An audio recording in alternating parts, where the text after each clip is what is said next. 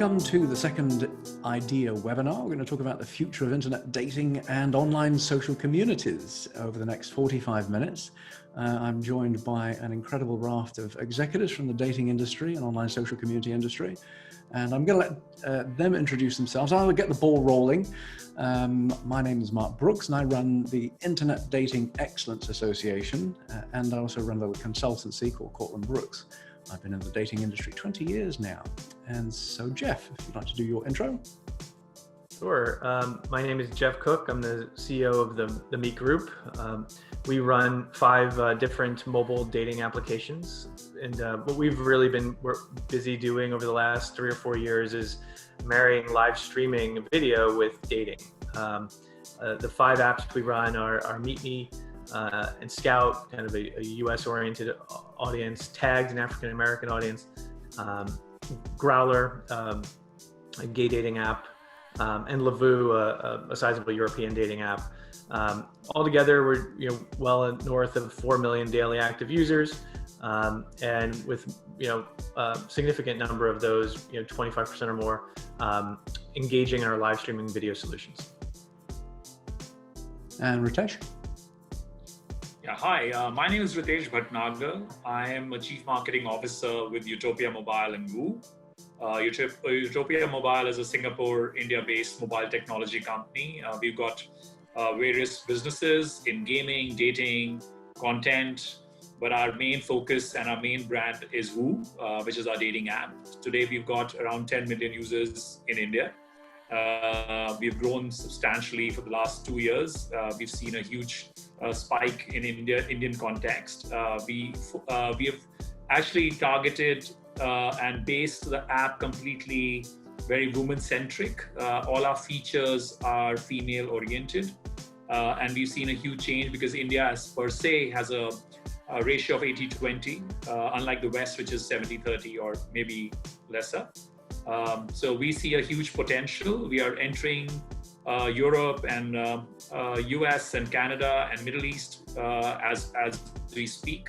So we have got quite good hopes that Woo should carry on its growth path from here on. Thank you. Thank you, Ritesh. Todd? I am Todd Sowers. I am the Chief Operating Officer at Perry Street Software. We currently have 2 brands. They are gay, bi, trans, queer apps for the LGBTQ community. And it is Scruff, and the other is Jacked. And we have about 1.5 million daily active users on our platform right now. The majority of traffic, it just flipped for us, actually. We are now 52% of our customers that log in on a daily basis are outside of English-speaking markets. So we are growing at a very rapid rate internationally, which is really exciting for us. And we think, a pretty good foothold for social dating in the gay, bi, trans, queer community in English-speaking markets in Western Europe. We're quite popular in Latin America. And now with the acquisition of Jacked, which we've just done recently, we are the #1 queer dating app for people of color in the United States. And we also picked up a pretty sizable audience in Asia, which is a very exciting market for us. We are 10 years old. We've been around for a long time. I personally have been in this industry for a really long time. Yeah, that's a little bit about us. Thank you, Tom. Kevin? Yeah, hi. My name is Kevin Teman. I am the founder of AIM, which is the Artificially Intelligent Matchmaker.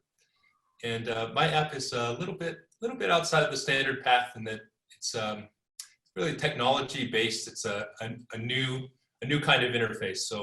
So instead of typing in your answers, you're talking to a Siri-like interface most of the time. Trying to figure out where I should look here. Yeah, we've been doing well. Actually, we're kind of a startup, pretty new, about 3 years old now, and we're finally making some partnerships here. But our user base is it grew to about 1,000 or 1,300 or so in the last year, advertising locally in Denver. And then we started some advertising in LA and New York, and we got a few people, and we have a good good sizable amount of people there, but just a couple hundred. And then we're also getting some people worldwide that's just naturally happening, even though I'm trying to offer it only in the US. And that's basically a rundown for me. Thank you, Kev. So I'd like to ask you about user engagement right now. I've heard from some other CEOs that the dating industry has lifted quite considerably, but how's user engagement increased for you over the last few months due to, you know, the time we're in, the pandemic? Do you expect to see an even larger increase going forward? Geoff? Yeah, that's interesting, the go forward question. I think what we've seen is DAU be pretty stable, which was fairly you know, astonishing to see, frankly. Like you wouldn't necessarily imagine a dating app to be a hedge against a pandemic, but we've seen, you know, fairly stable DAU. But then the surprise has been, you know, our live streaming video was already, you know, the main revenue stream of the company. Time spent in live streaming went up 40% between early March to now. And of course that makes a lot of sense. You know, people can't go and meet in real life. And so instead of doing that, they're having more video streams, and they're having more video streams with respect to dating on our apps too. And this has been true across all of them. Meetme, Tag, Skout, Lovoo have all seen more or less the same dramatic increase. It's going through to revenue as well. And it was so much so that, you know, with respect to Growler, which was actually the only app we had in the portfolio as our most recent acquisition, we hadn't fully rolled out our platform to it, our video platform.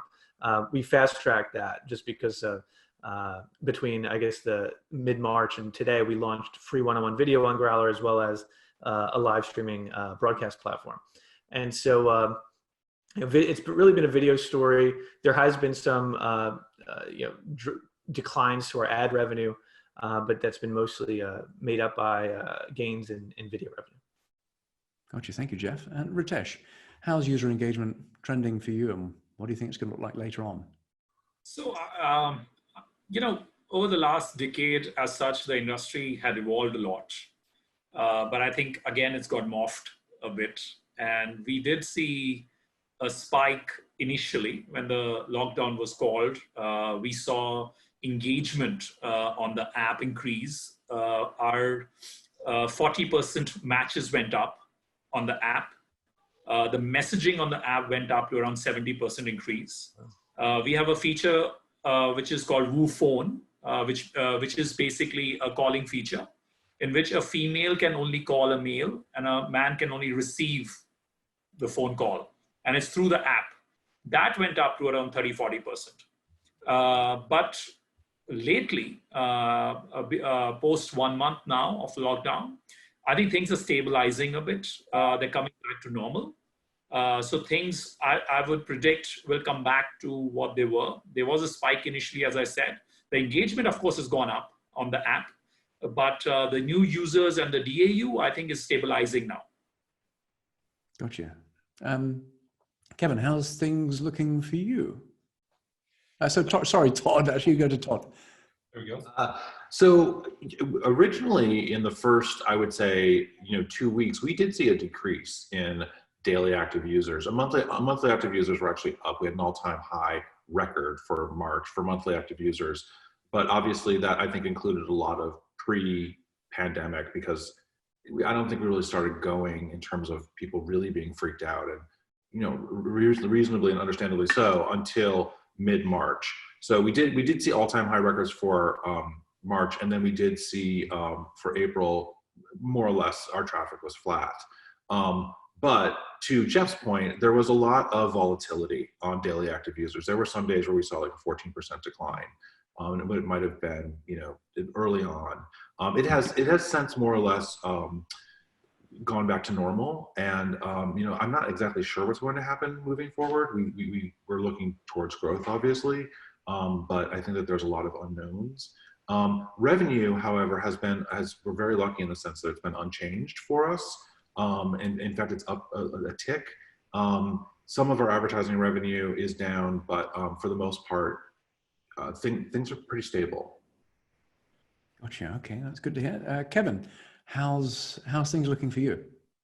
Cool. So first, just to base this a little bit, I'm dealing with a smaller user base, so a couple thousand, and also pre-revenue, so I can't talk to the revenue changes. However, I've noticed just automatically people reaching out more in the last month or so. And what AIM is doing right now is we're kind of building up a lot for our next version, working with my partner. So we are in the process of kind of internally building, but as we're doing that, I'm noticing that people are reaching out more automatically without any form of advertising or anything, asking, just inquiring about things. So I definitely noticed an increase in activity and interest in online dating automatically in the last month or so. Gotcha. Thank you, Kevin. So once we get past all of what is happening right now, what do you think the lasting impact is going to be on the online dating industry? What do you think is going to carry over? Yeah, sure. So, I think that I think the first question is, how long will this last? And, I think that will help determine what it looks like on the other side. And, unfortunately, our best guess is this is going to last a very long time. Maybe things start to come back in certain places, but, maybe in upstate New York, but not in New York City, for example. But the sense we have is, countries and economies are going to open up, probably too soon. There'll be various waves of infection and concern, so that while things are more open than they were, they will also be perceived as more dangerous and lead a lot of people not to meet up. And so I think that we continue to be as invested in live streaming and video as possible, but we're also probably more than in past years really focused on just the core dating aspects, the chat, the profile building. And we're even working on a feature that kind of is at the nexus of live streaming and meeting in real life. So like using live streaming as a filter on whom to meet in real life. We think that, the more casual and maybe more gamified and shallow an app is, if you're just swiping through profiles without an ability to engage someone deeper than that until you meet them, those are probably the ones that are going to be impacted the most, only because you're not going to want to risk exposure to a virus for someone you haven't even thought worthy of having a video chat with for a couple minutes. So I think that the lasting impact will be there's more video. I think the lasting impact will be I think apps that are looking for serious committed relationships are probably going to do reasonably well, because I think you'll probably still you'll still risk your exposure to the virus to meet those people. But that, in terms of when is there a return to normal, it's not going to bounce back fast. It's going to take a year or two, hopefully, or not more than that. Thank you, Geoff. Ritesh, how do you see things going forward once we're past the coronavirus? Well, I think I tend to agree with Geoff, what he's saying, because I think people are trying to find the new normal now, and that the phase that the entire dating industry, or especially in India, the way it was going, I think that's changing and evolving as we going through this tough times. This is not going to end soon. And I think people, and I was saying this earlier, people are now looking at engaging themselves more with their matches and trying to find out about them more instead of jumping to that first date, because that's gone out of the window. Now there is nothing called meeting physically or going out after a couple of chats on the dating app, or actually moving to WhatsApp and sharing a number. Now people are spending more time chatting, engaging, and looking for that meaningful relationship in the dating parlance, and not jumping to a physical interaction. And I think that's changed drastically, and it's going to be like this for a while. So I think that little frivolous dating or that that kind of dating will, I think, go down a bit, and things will become a more into meaningful relationship and serious dating. That's where I see the industry going to. But as I said, we all trying to find the new normal, and I think I can't predict right now how long this is going to last, but this is going to go for a while now. Thank you. Todd? So, I think once this is all done and once we're through the pandemic, I think it's obvious that the industry will, we'll see a lot of growth. I mean, people will be able to meet up again, and I think that that will definitely be the case. But I mirror what Geoff says. I think it's going to take an awfully long time for us to really see full recovery in terms of people being able to safely and really wanting to meet up, feeling really like okay about it. So, in the meanwhile, we are, we're currently doing a live game show on our app, which really brings in a lot of engagement. We're just doing other things. Scruff and Jacked really are, unlike Grindr, which is a competitor of ours and a great app. We are a little bit more social dating. So there's a lot of ways for you to express yourself on our platform, a lot of ways for you to, you can match with people, you can look through profiles, you can, share videos, you can do all sorts of different things on our app. And it's a little bit more rich in terms of the community that we've put together over the last 10 years. And so I think that people will use apps like ours and others that are a little bit more socially minded or a little bit more longer term minded to meet people. I mean, I like to tell our staff and our organization that a lot of supply has been taken out of the market. There are not places for people to go to socialize. So with there not being a lot of supply, there is still demand. People still want to meet up, or rather socialize, I should say. So, fundamentally, all of our apps should be a great place to do that. It just depends on how you do it and how your product is put together. And but I think once it's all done, I do think things will go back to a relatively normal and hopefully, strong growth trajectory. Gotcha. Great. Kevin? Yeah.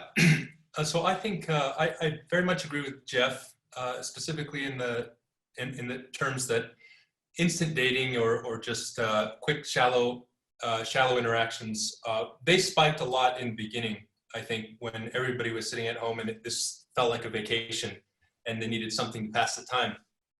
Now that we're all settling into it, I think the feeling that I get most of the time when I'm in and around people, and this could just be my experience, is that people are often afraid to get near each other, and it's the fear of just contracting the virus and spreading it. So I think that fear is just going to continue to stop people from wanting to ultimately meet. And so I also believe that the matchmaking or the deeper processes are very important right now. I think it's actually one of the best times for a deep process for a matchmaking, because you can vet people, you can have them get on phone calls, you can have them start to get to know each other slowly, and then they can make a more calculated decision whether they want to get together. And I do know that a few matchmaking services, at least the ones that I know, did really well this month. They had actually record-breaking months. Yeah, I mean, people have more time to spend, and I think people look around the room round about now and realize what's meaningful to them, and where they want to spend their time is probably leaning more towards finding that person who can be more meaningful for them. Look, one of the ways that they're doing that, of course, through the online medium is through video. So will video continue to be impactful? Do you think people are going to really get hooked on it? And will more daters have video calls before meeting in person? Are they going to do their first dates online after all this, do you think? Geoff? Yeah, I mean, I think they, I mean, clearly there's now people having their first dates online now, and we're seeing some creativity there, like people cooking, the same meal, or like trying to play a game while they're having, some form of one-on-one chat. So I think on the other side of this, it'll probably be, right now it's used as kind of a substitute. The video is a substitute for the real life interaction you can't have. And I think it's probably more likely to be a filter, once you can have those real life engagements again. And video is a rich medium, right? You get a sense of a person's sense of humor, their speaking patterns, which could be useful. Obviously, it isn't really a substitute for meeting someone in real life, that you still need to do this. But I do think, video will come into its own in the dating landscape as a result of this. I think it was already in the process of doing that, but I think it will become more important. And one example of this, we have a product planned to launch this summer called Date Night, which is basically a play on our Next Date dating game, where in Next Date people can meet, people can queue up for the streamer, and then they become streamers themselves in the guest box, and the primary streamer can either next or date on someone. We're going to launch a feature where it allows you, any dates who match, to basically, we'll buy you a drink. We'll give you a gift card to go to a Starbucks, wherever you go, to get a drink, and the first drink's on us, essentially. Like it's ultimately marketing dollars. But of course, impossible to launch such a product like this today, because Starbucks closed, and so is everything else. But by this summer, to the extent that there's an opening up, we may well launch something like that. But it shows you kind of an example of how we imagine video being used. Kind of you talk to somebody, but as a way of actually meeting them in real life. Right now, it's a substitute. Hopefully, in the future, it'll be a filter. Thank you, Geoff. Ritesh? Well, I think everybody has seen the growth of house party from nowhere. I think, look at TikTok. So video content, and we also have a content channel where we produce our own videos on technology. And we've seen a huge change in the way people are consuming video today and the content per se. House party, as I said, is one example where everybody was on house party at the start of the lockdown. And I think they've got around 50 million signups, if I'm not mistaken, on the number. So I think video is there to stay. In fact, funnily enough, just before the lockdown, as I said, we already had a voice calling feature. We were trying to add a video chatting feature as well, which we are working on and which we should launch very soon, because we believe that virtual dating is something which is going to be there, as we were speaking earlier as well. So I think video is going to be an important feature to have, at least for the time being, till things become better. But it's all about keeping the consumer engaged, because I think they are asking for that now. Chatting, as I said, and has gone up, but that's not the end of it. People are looking for new things to do while connecting with people. So how you can engage them, how you can connect them on a virtual dating is the key. Gotcha. Great. Thank you, Ritesh. Todd? So yeah, I think that, obviously video is a very, very important part of the future. I'm not exactly sure what the hair on fire solution video solves is. I think that, there is, I think that we're doing a lot of ethnographic and just general research into video right now, because we don't want to spend engineering resources just trying things out to see if they work or not. We want to really be able to understand what the marketplace wants so that we can deliver or start to deliver on that. And right now, what we're finding is that, yes, a lot of people do go to either FaceTime or WhatsApp for anonymity to be able to do a video after they've spoken a couple of times to, really confirm that the person isn't just completely creepy. But I'm not sold that, I mean, for example, Tinder, they're one of the largest apps, if not the largest in our world. And they're not really doing anything all that interesting with video right now. So I don't think that it's really obvious yet as to how customers want a video integrated into their lives.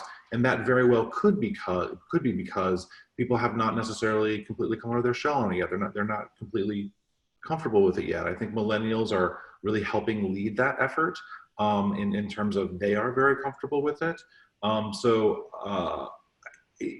I think video is great. And I think that there certainly are a lot of people. I mean, if you take a look at Geoff's platform, Geoff has a ton of people doing really fun things on all of his apps. Growler, you know, I saw some guys doing cooking the other day. It's really, really fun.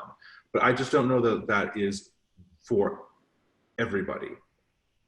So I am wondering what like the killer, what the video killer execution is going forward. And that's really what we're trying to learn right now. Great. Thank you so much, Todd. Kevin, what's your thoughts on this? Very, very interesting. So I see video as information transfer, and it's a much higher information transfer than texting or even a single photo. And really at the core, what people want is to get the essence of a person as quickly as possible, especially in the instant gratification days. Tinder became famous because it was real quick to quickly get as much of an essence as you could of every person. Video is, on one hand, it's hard for people to step into video because it takes some courage to get on a video with somebody that you haven't met, just like it would take to meet somebody. But on the other hand, it takes you halfway to understanding what they're like. Video is not the silver bullet for understanding what a person is like and their essence. There are many other ways to do that. Hearing their voice is great. I believe Geoff mentioned that you get a lot from hearing a person's tone and how they speak. So I think the essence is really seeing into a person. How well can you let somebody see into somebody else? And the reason I think video is spiking now is because dating apps have become shallow in the past 10 years or so with the introduction of Tinder, and that it's very surface level. And so video is really just a step in being able to see more of their essence. And so we really need to be more transparent with apps and show what people are really like to each other. Great. I got one comment here. I mean, I think ultimately when we consider the way we design our apps, the closer we can get to the real world, the more the world will reward us, the more human we become. And ultimately, I think the safest thing that people can do is ultimately have their first date on our platforms, not on Facebook, not on another platform where we don't have that kind of safety net. Ultimately, there's a safety net, right? I mean, if we recognize someone is on the platform and not someone that we want on the platform, then we have the opportunity to, warn people ultimately. And there's that safety aspect with keeping that mode within our platforms. If I could comment quickly on something Todd said, and I agree with, video isn't for everyone. I do still think that there's a possibility for a killer app where, you have a video solution that might work for great numbers. But even when you're looking at our apps, we're talking about across the 5 apps, anywhere from 15 to 30% of the users per day doing it, right? And so that leaves 70 to 85% who aren't. The thing that I think video is difficult for a lot of people is because you're just putting yourself out there. This pandemic, I think, has led a lot of people to get more comfortable with doing video chats, but it's a difficult thing, especially in a dating context, to put yourself out there like that, and not to be able to curate yourself so carefully. But the one thing that we have, and a lot of our video solutions were inspired by seeing what was happening on YYMOMO, is let's imagine you have, and this is where I'll shamelessly pitch, Todd. Let's imagine you have 1.5 million DAU. You can take 20% of those, monetize them at 50 cents, and that's $75 million a year. So I agree that video is not for everyone, but it's for a surprisingly large subset that monetizes as well. And by the way, we offer plug-in video solutions. I think one of the things that you do with your platform, though, is you make it okay to not do video. You come onto a platform where it's just one-to-one, and the expectation and culture then becomes you should be doing one-to-one. But that culture is not quite there yet. I think there are a lot of people that just don't want to do one-to-one, and not even, and quite a lot more that don't want to do one-to-many. But you're creating an environment that's okay for everyone, the introverts, the extroverts, the people who want to do video, people who are warming up to it yet.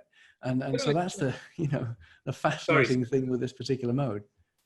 Sorry. No, I was just saying, then there are other extremes, like there are a lot of Chinese apps who've got video chatting with people on forums, right? You come in a forum on a dating app and there's already somebody like an influencer or a middle person who's helping to have a live video chat with two people or potential people, right? So either that's one route that they have taken and they monetize it brilliantly and they make a lot of money out of that. But it's about how you're using the video on a dating app, like Geoff said, or like rightly you said, that how there's a percentage which is ready to do so, which is confident of coming on a video chat, and we can actually monetize it as we go forward. Yeah, I'll add to that too. We failed on video a couple of times before we hit on something that was working, and the nature of our failures were really by requiring everybody to be on video. So like we had one feature that was basically Tinder meets Vine, short swiping videos. We called it Charm.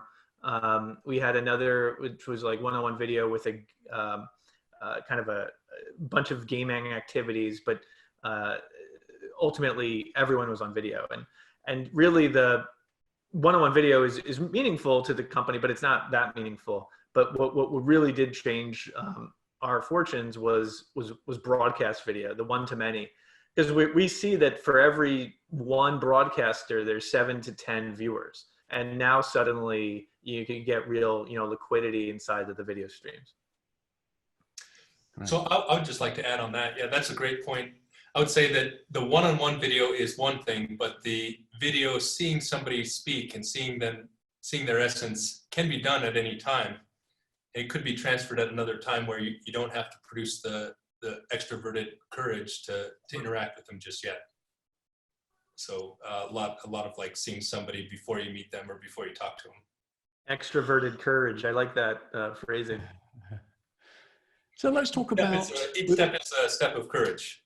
From the texting in the beginning to the next step to hopefully you get to a phone call and hopefully you go on a date, but each one is a step of courage. And I do think that jumping from texting or browsing to video is a big step, and I think there needs to be holding hands for some people that aren't willing to do that just yet. We talked about where we're at, where we're going in the near term. Let's talk about the bigger picture for us over in the 3 to 5 year range. I mean, what would you predict is going to happen for the features and the industry 3 to 5 years out? What innovations do you think will be hot 3 to 5 years out? Geoff? 3 to 5 years out. It's a tough one.